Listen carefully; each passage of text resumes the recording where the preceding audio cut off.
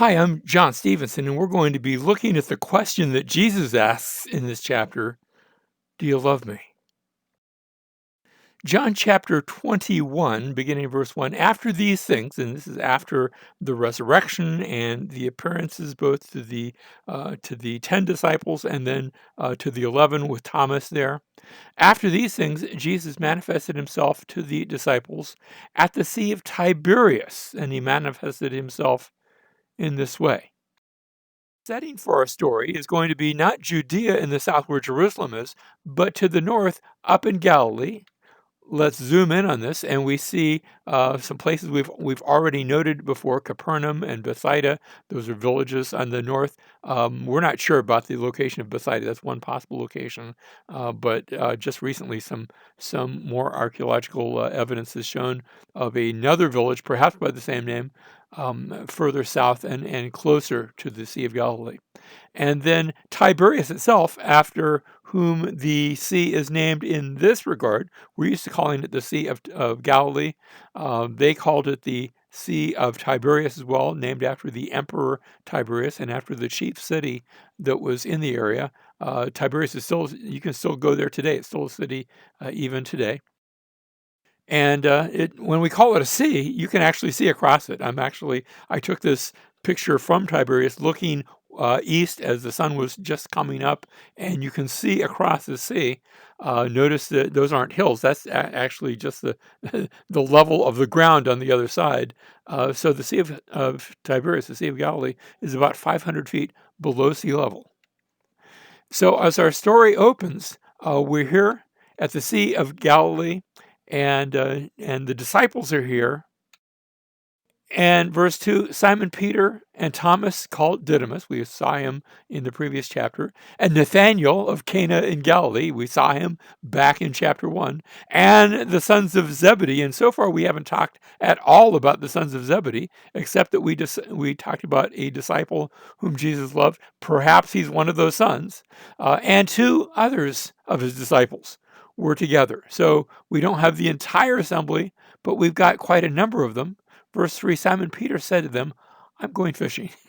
And they said to him, we also will come with you. Now, some of them were fishermen, some were not, but they all go together out on a sort of a guy's fishing trip all night. They went out and got into the boat, and that night they caught nothing. Verse 4, but when the day was now breaking, Jesus stood on the beach. So we're told that it's Jesus. They haven't read this part yet, so they don't know this. Yet the disciples did not know that it was Jesus. So they see somebody on the shore. They don't recognize him. Verse 5, so Jesus said to them, children. Now that doesn't mean they were literal children, although frankly some of the apostles might have been on the younger side. But this is all more of a term of endearment. It's like saying, hey boys, and maybe the ones you talk to really are boys, or maybe they're just men being addressed in that manner. Jesus said to them, children, you do not have any fish, do you? And they answered him, no. He almost speaks in a way that suggests to them as though he was there to pick up fish, maybe there to purchase fish. After all, they are some of them at least are professional fishermen. They fish not just so that they can have fish, but so that they can sell the fish to others. But they don't have anything to sell. They answered him, no. Their answer reflects their inability. Verse 6, and he said to them, cast the net on the right-hand side of the boat, and you will find a catch. Now, the other gospel accounts record, Matthew, and actually it's Luke's account, that records an event happening very much like this. The question is it the same event, or is it did it happen twice? In Luke's account, this is how Peter first begins to follow Jesus. He has known of Jesus earlier, but now he begins to follow him in a more permanent fashion. John hasn't mentioned that miracle. So this is the first time John is mentioning it. I think that this is the maybe second time it's taking place, but I don't want to read too much into it because John, like I said, John hasn't mentioned it happening a previous time. If I'm correct, then it might have felt a little bit like deja vu. And so they cast, and then they were not able to haul it because of the great number of fish. Not only are they successful in catching fish, they have a great number of fish. They went from zero fish to a multitude of fish by doing what Jesus said. Verse 7, therefore, that disciple whom Jesus loved said to Peter, it is the Lord. Perhaps because he recognizes this is not a usual occurrence. He recognizes the great number of fish. Maybe he recognizes it because maybe he's been there on the same lake in the same boat, not the same fish, but a similar occurrence with a net full of fish. So when Simon Peter heard that it was the Lord, he put his outer garment on, for he was stripped for work, and threw himself into the sea. Now he had stripped down because not wanting to get his clothes wet, and now he puts them on. I think probably for decency's sake. Nakedness was not something you would want to do out in public any more than you would today. And he threw himself into the sea. Now, he could swim. It's okay. Verse 8, but the other disciples came in the little boat, for they were not far from the land, being about 100 yards away, dragging the net full of fish. So when they got out on the land, they saw a charcoal fire already laid, and fish placed upon it, and bread. So fish, bread, those two go together, because we saw fish and bread in one of the miracles that John has described. In fact, all four Gospels describe Jesus feeding the 5,000 with just a little bit of bread and a little bit of fish. And so there's fish there, there's bread, but also notice the reference to a charcoal fire. So you've got the fish, the bread, but the charcoal fire. And I think that's mentioned for a reason, because there's only twice that phrase is used in the entire New Testament. And the other time it's used, also in John, back in John 18, verse 18, where Peter was there in the court while Jesus was being tried.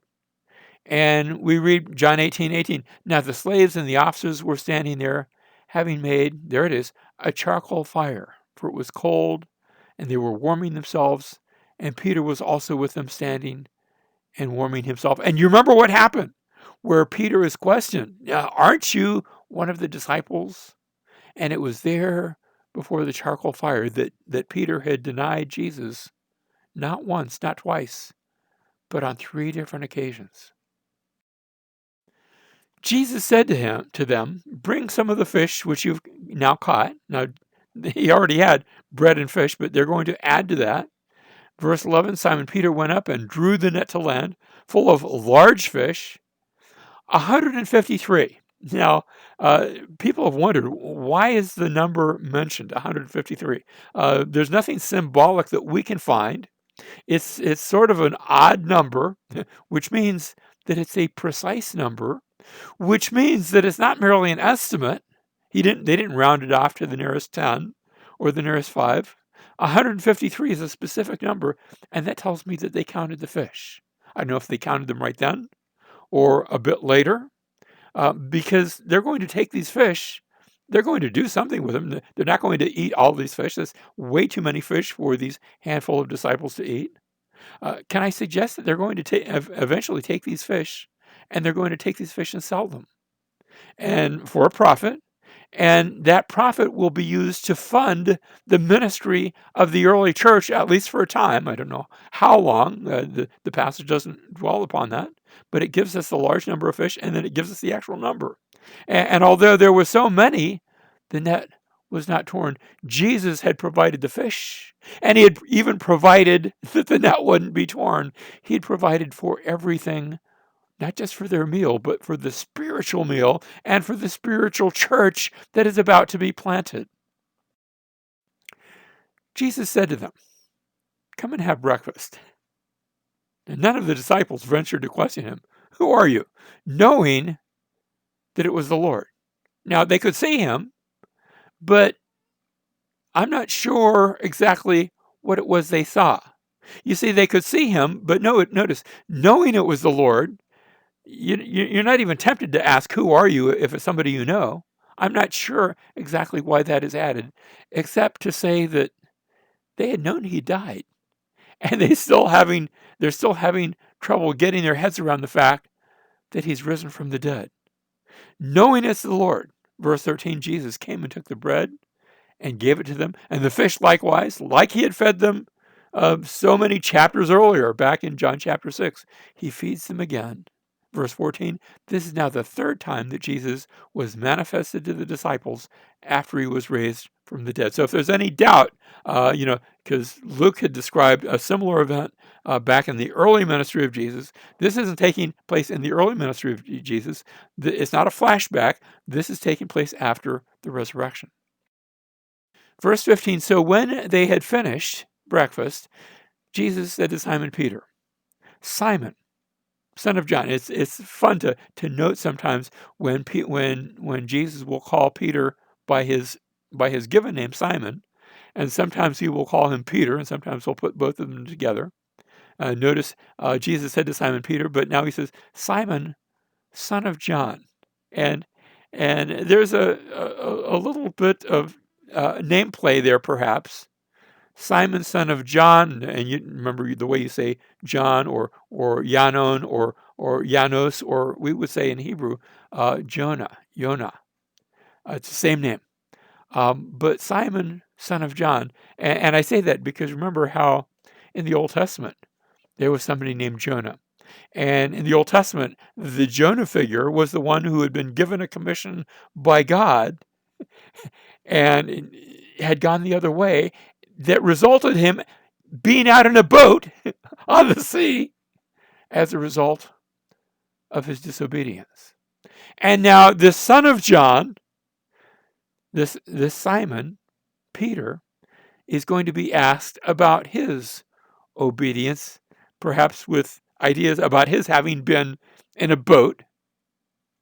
Simon, son of John, do you love me more than these? Now, are these the other disciples? Are these the fish? You've had a lifetime fishing. I'm assuming you loved what you did, but do you love me more than all of these things? Is it the disciples? Is it the fish? Is it that former life? Is it all of the above?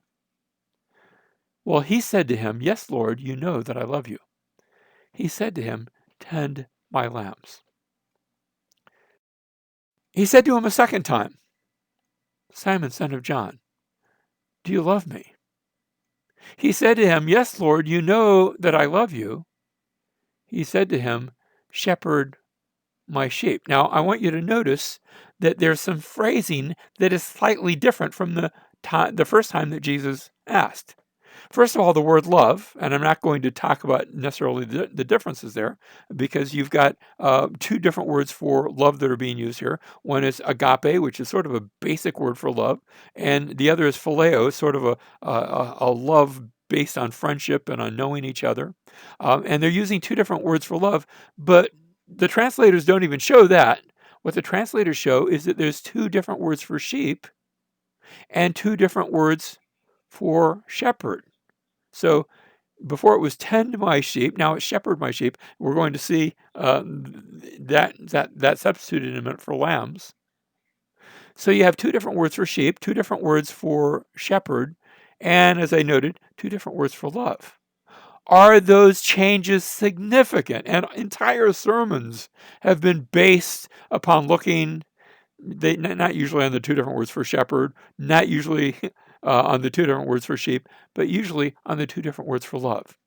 And I want to suggest that that's just a stylistic difference, that John likes to speak in synonyms. He likes, that's very Hebrew of him, where you say it and then you say the same thing with slightly different words, but meaning essentially the same thing. It's Hebrew poetry. This isn't poetry, but I think it is that Hebrew way of speaking. And even though he's writing in Greek, I think he's thinking in Hebrew and speaking in such a way.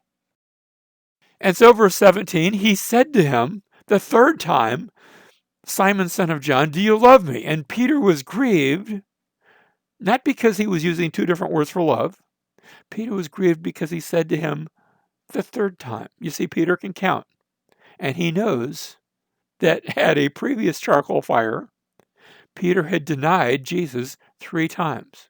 And the reason he counted is because Jesus had said that Jesus had actually prophesied that Peter would deny him 3 times, and he had done so. And now he's grieved because Jesus said to him the third time, "Do you love me?" And he said to him, "Lord, you know all things. You know that I love you." And Jesus said to him, "Tend my sheep." Truly, truly, I say to you, when you were younger, you used to gird yourself and walk wherever you wished. But when you grow old, you will stretch out your hands, and someone else will gird you and bring you where you do not wish to go. You see, Jesus has just called Peter once again, follow me. Follow me, tend my sheep, do my work.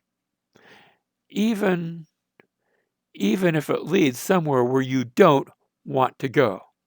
And notice he says, look, when you were younger, you used to do what you wanted to do. You'd put your own clothes on. You just put on clothes to jump into the water to swim here. And you used to walk where you wished. But there's going to come a time where that won't take place. And it will involve stretching out your hands and going where you do not wish to go. And then John tells us, now this he said, notice this is a commentary on the words of Jesus. Now this he said, signifying by what kind of death he would glorify God. Tradition has it that Peter died by being crucified. And tradition has it that when he was being crucified, at Peter's own request, he asked his crucifiers, those who were nailing him to the cross, can you crucify me? Can you put me on the cross upside down, because I'm not worthy to be crucified in the general way. And so John evidently knows about this. Perhaps by now it's already taken place. I think that's the case, where John can look back in hindsight and understand the meaning of the words of Jesus. So he can indicate, yes, this was referring to the death that Peter would die. And when he had spoken this, he said to him, follow me. You see, he's already said words, feed my sheep, tend my lambs, that indicate that following. But now he says again, follow me. Count the times that's going to be alluded to. Verse 20, Peter, turning around, saw the disciple whom Jesus loved following them. Now, Peter had been told to follow. And notice, if you're following, that means you're not there by the fire anymore. This conversation is going on, and they're walking. I don't know how far or what direction, but they're walking. And Peter turns and sees this one that's following, the one who had leaned back on his bosom at the Last Supper and said, Lord, who's the one who betrays you? That one. It was the same one. So Peter, seeing him, said to Jesus, Lord, and what about this man? You told me what's going to happen to me. What about him? You ever do that? You say, I know that thing that God has put into my life, but what about that fellow over there? And notice that can be for good. It can be for bad. I'm going to go through a hard time. What about him? There's an old saying that says, misery loves company. Jesus said to him, if I want him to remain until I come, and this is the idea that Jesus is going away, but he's going to come again. If I want him to remain until I come, what is that to you? You follow me. Don't have your eyes on other people. Don't ask what about somebody else. You follow me. Now, as a result of the saying of Jesus, as a result of these instructions to Peter, we have another commentary, verse 23. Therefore, the saying went out among the brethren that the disciple in question, this unknown named disciple, that disciple would not die. And now he wants to issue a corrective. Yet Jesus did not say to him that he would not die, but only if I want him to remain until I come. What is that to you? In other words, that's not the question. He's not saying that disciple would never die. And whoever that disciple was, I'm assuming that eventually he did die, and that's okay. That's not an infraction of the words of Jesus. Jesus hadn't said that he wouldn't die. He had only said, look, that's not the issue. Even if I want him to remain until I come, that's not the issue. What's that to you? You follow me. Tradition has it that, and I'm stepping out of the limb here. I think maybe the disciple that is being spoken of here, this unnamed disciple, I think that this is perhaps John, the apostle. And tradition has it that of all of the apostles, the only one that did not die a martyr's death, and indeed the last one to have died, because all the others had earlier died a martyr's death, the only one was the same disciple, John the apostle, if, like I said, if I'm correct in assuming that this is indeed John. Verse 24, this is the disciple who's testifying to these things and wrote these things. Now, I'm assuming that the one writing, and his name is on the title, even though it's nowhere in the body. We call this the Gospel according to John. That he is the one who testified. And notice he says he wrote these things. Now, did he write something earlier and the writer now is copying those things? I don't know. I don't want to say. But it sounds like it's the same person who's responsible for what we have as the Gospel of John. And furthermore, we know that his testimony is true. In conclusion, and this actually is going to conclude the entire gospel account, verse 25, it's almost like a footnote. And there are also many other things which Jesus did, which if they were written in detail, I suppose that even the world itself would not contain the books that would be written. So what we're being told is we are being given a summary account, a careful choosing of certain things that Jesus said, of certain things that Jesus did, of certain miracles that Jesus performed. Many others could have been described, but these were given so that you might hear, and so that you might believe, and that believing you might have life in his name.